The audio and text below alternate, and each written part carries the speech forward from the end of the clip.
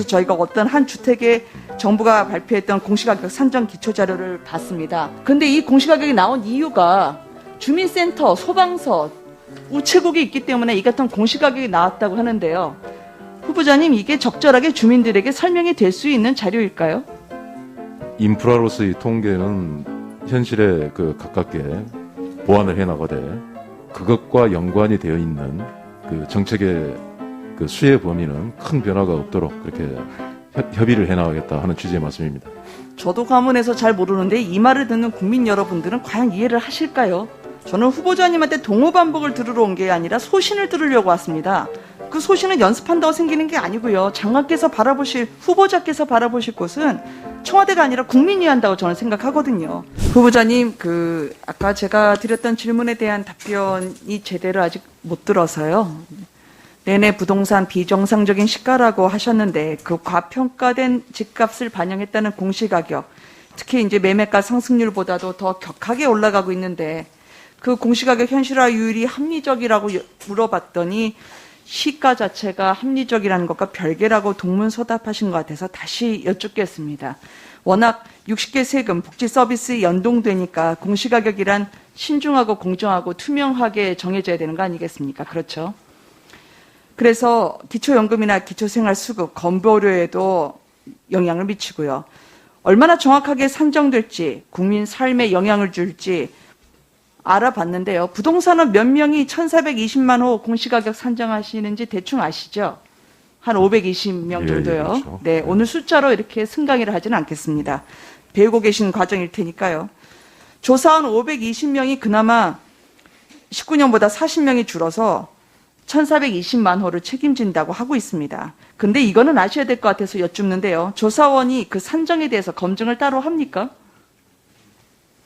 네, 그렇죠. 예. 어떻게 검증합니까? 너무 숫자가 조사해야 될 물량에 비해서 많다고 네. 하시는 것 같은데요. 공동주택의 경우에는 이제 집단으로 돼 있는 단지가 많고. 네네. 누가 검증합니까? 어떤 내용 말씀하시는 거죠? 조사원의 산정에 대해서 누가 검증을 합니까? 조사원의 산정 내용에 대해서요. 네. 뭐 아십니까? 모르십니까? 그냥 솔직하게 말씀해 주십시오. 예, 내부의 검증과 외부 전문가의 검토를 받는다고 들었습니다. 네. 외부 검증하는 분들이 몇 분인지 아십니까? 숫자는 제가 기억하지 못하겠습니다. 25분 정도가 1,420만 원을 다시 검증한다는 거 국민들이 납득할 수 있을까요? 그래서 공시가격에 이의를 제기하는 분들이 많으니까 정부가 당초에 내놨던 건 이슈까지 기다려보시라. 기초자료 산정 자료를 공개해 줄 테니까 거기에 엄정한 기준과 설명이 있을 거다라고 말했습니다. 맞죠? 네. 그래서 저희가 어떤 한 주택에 정부가 발표했던 공시가격 산정 기초자료를 봤습니다. 이분은요, 근데 이 공시가격이 나온 이유가 주민센터, 소방서, 우체국이 있기 때문에 이 같은 공시가격이 나왔다고 하는데요. 후보자님, 이게 적절하게 주민들에게 설명이 될 수 있는 자료일까요? 자, 어떠한 근거일지 보니까 시세 변동률, 현실화 제곱은 오늘 청문회 내내 들었던 말을 그냥 영혼 없이 반복을 하고 있습니다.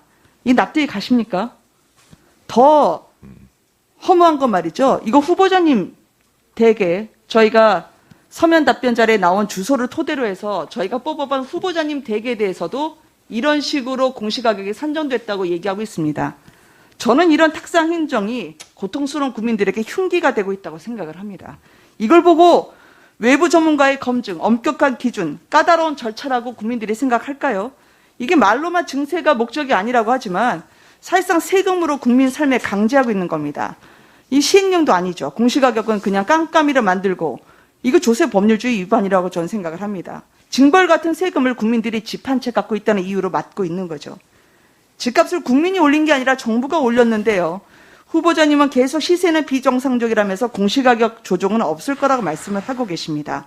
아까 오후에 계속 후보자님이 말씀하신 정확하고 투명하고 형평성 있는 공시가격을 위해서 세금, 복지수급, 급격한 변동이 없도록 보완장치를 마련하겠다고 말씀하셨습니다. 어떤 보완장치를 마련하실 겁니까? 공시가격이 크게 상승함으로 인해서 세부담이 갑자기 많이 늘어난다거나 건강보험, 그다음에 복지, 수급 이런 것에 급격한 변화가 생기지 않게 보완 대책을 만든다는 인프라로서의 통계는 현실에 그 가깝게 보완을 해 나가되 그것과 연관이 되어 있는 그 정책의 그 수혜 범위는 큰 변화가 없도록 그렇게 협의를 해 나가겠다 하는 취지의 말씀입니다. 저도 가문에서 잘 모르는데 이 말을 듣는 국민 여러분들은 과연 이해를 하실까요? 저는 후보자님한테 동호 반복을 들으러 온 게 아니라 소신을 들으려고 왔습니다.